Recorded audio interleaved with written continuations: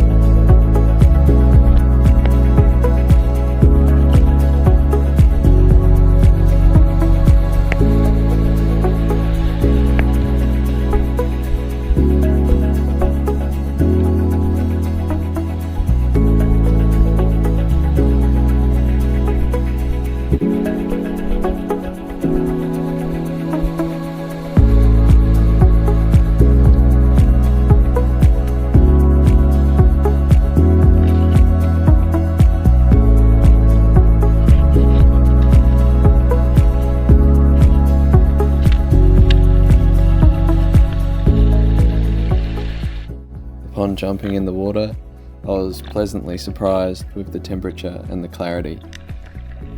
Far better than what we've had recently on the east coast of Tasmania. I loaded my spear gun straight away, as recently I've been caught out not loading it as soon as I get into the water, and then being surprised by kingfish and missing an opportunity. At this stage, I'd started to think about crayfish, and I was scanning the bottom for cracks and caves where they might be hiding.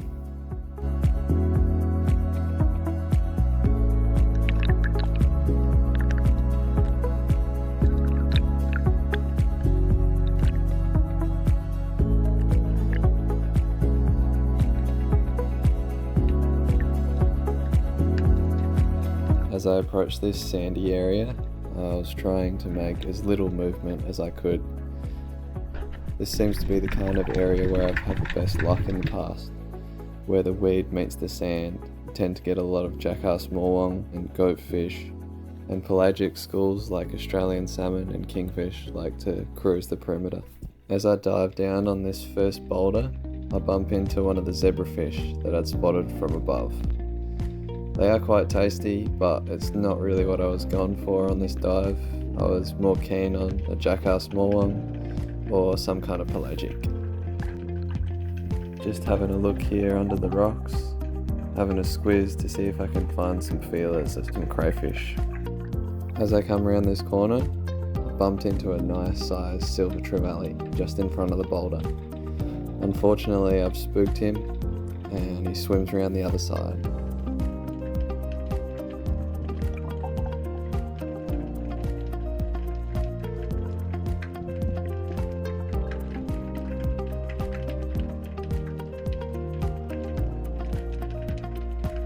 Creeping over this boulder, I'm hoping to bump into him again, but he's too smart to give me a second chance.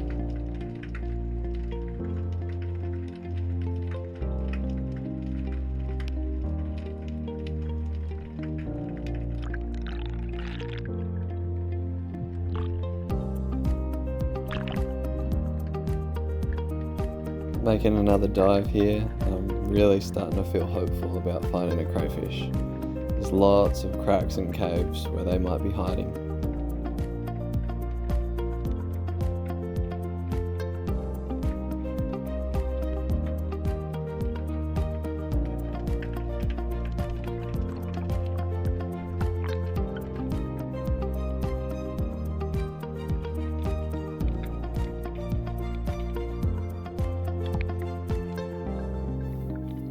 Getting deep inside these caves, trying to find those feelers, but still not a crayfish in sight.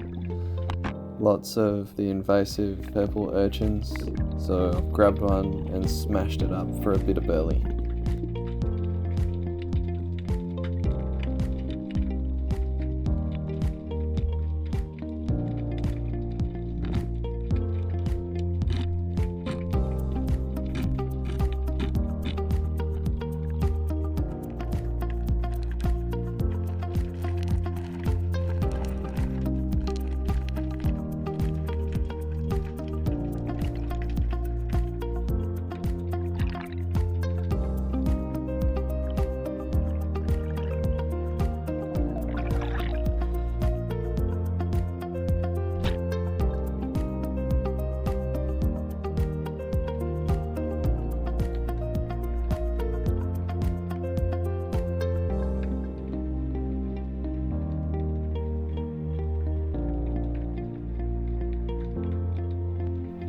Down I go again to see if that burley's doing anything. As I get down there, come around rocks, bump into a small school of luderick. Another fish that's pretty good eating, but again, not what I'm after this time.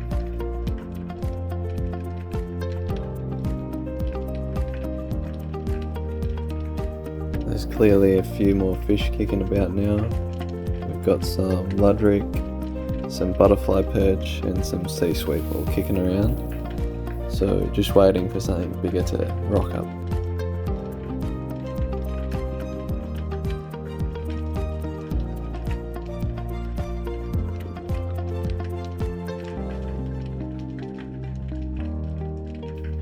I'm waiting here patiently for something bigger to rock up, just trying to relax, holding on to that breath.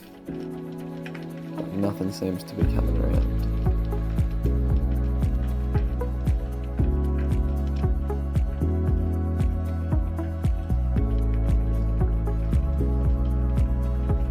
Just cruising along the kelp beds here, trying to see what I can see, but the murky water really wasn't helping.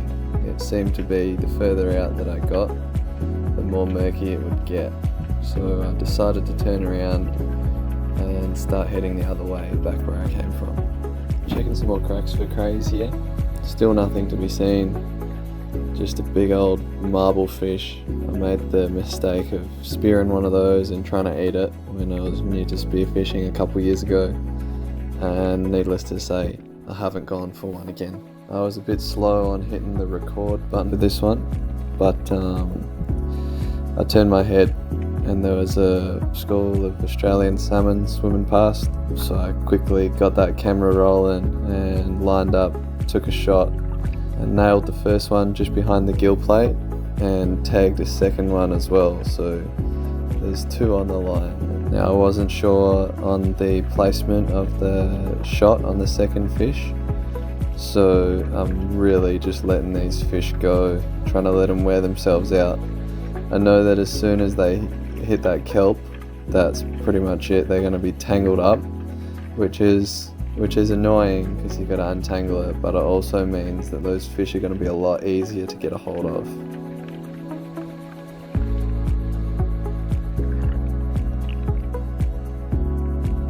So I've gone up to the surface here to catch some breath and just wait for these fish to wear themselves out a little bit before I go down with the knife and try and make a couple kills.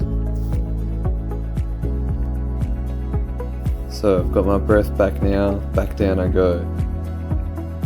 Got my knife ready, but it's always a challenge trying to get the knife in when you've got another fish kicking on the line as well.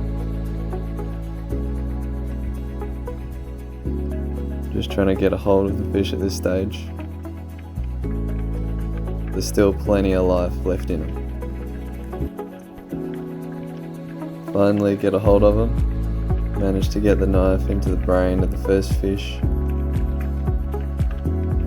and then into the second.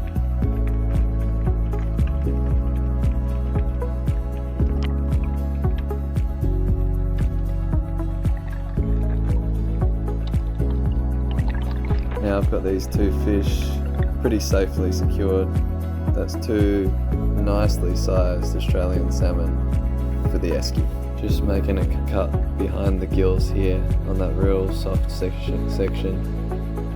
It's a great way to bleed the fish out, and you end up with some really nice tasting fish with not a lot of blood left in them if you do it this way. You can see all the blood really pumping out here. These fish are going to be fantastic eating.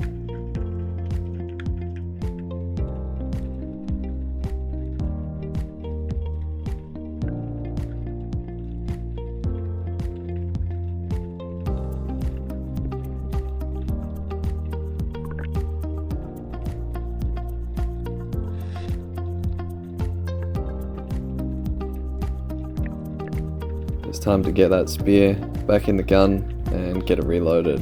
Hopefully some more fish come through.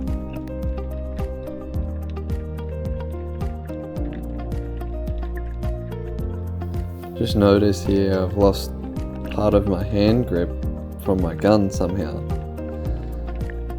Don't think it'll make too much notice, but it always sucks losing a part of your spear gun.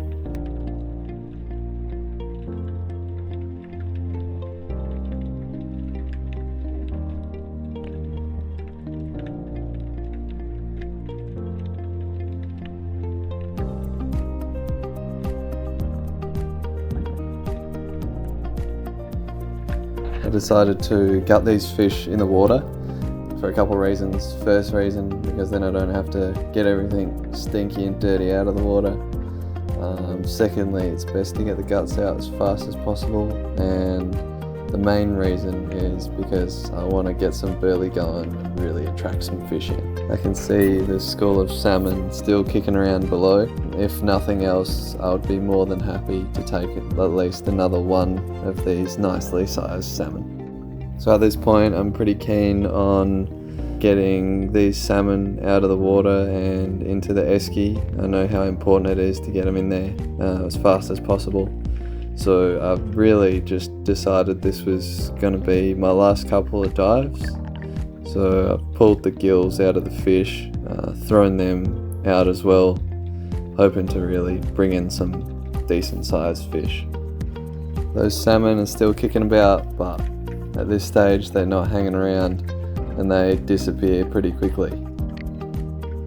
For this last dive, I didn't turn my camera on from the start. There wasn't really much happening, but as soon as I got down there, I turned around and right in front of me is a school of kingfish.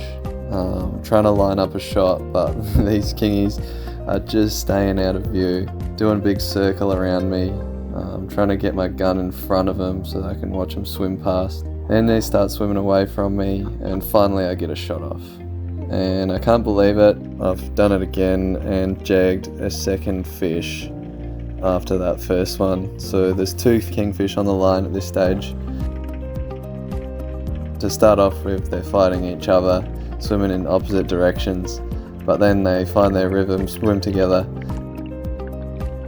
I let some line out again, not sure on how that shot on the second fish is placed. The fish are out of view here.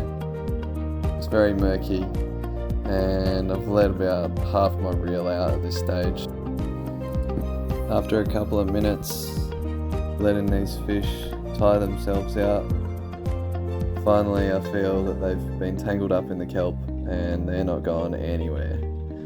So I'm just at the surface at this stage, just getting my breath, trying to relax, chill out a little bit, so I can go down there, make a couple of kills, and hopefully get them out of the kelp there safely.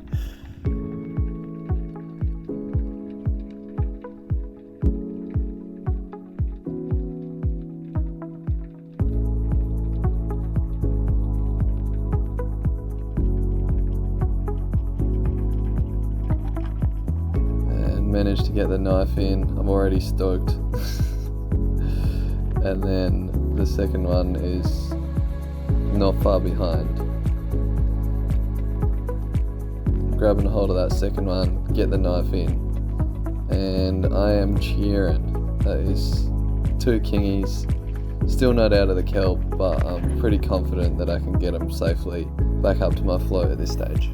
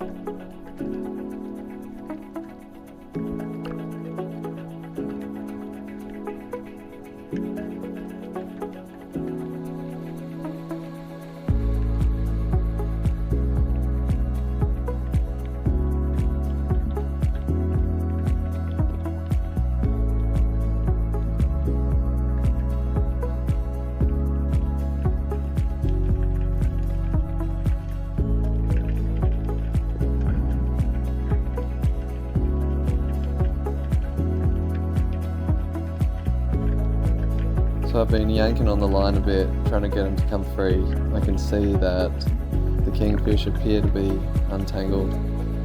So down I go, swim past these kingfish that are nicely untangled, grab a hold of my spear and head back to the surface.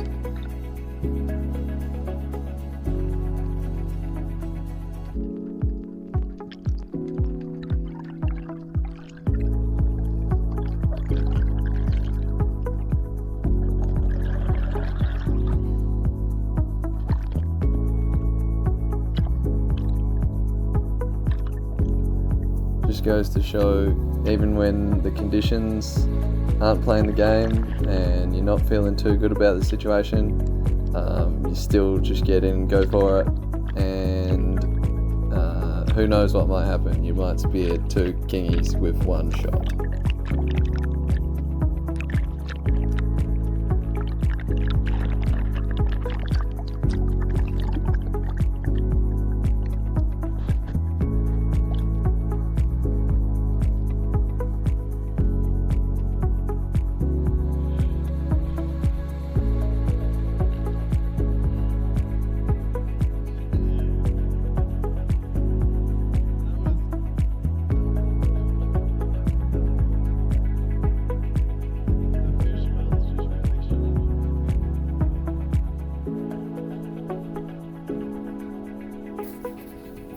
Get the kingfish down to the water for a quick bleeding session to get all that blood out of them straight away, to keep them in as best condition as possible.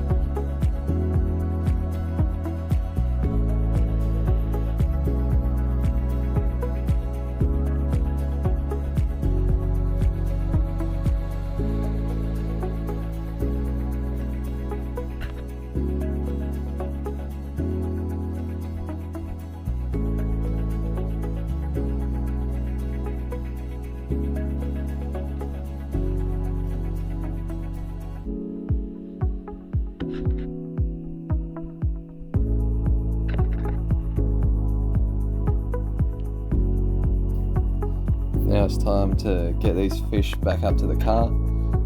So I've just left everything down on the rocks. Shot up to the car, got these fish in the esky, cooling down.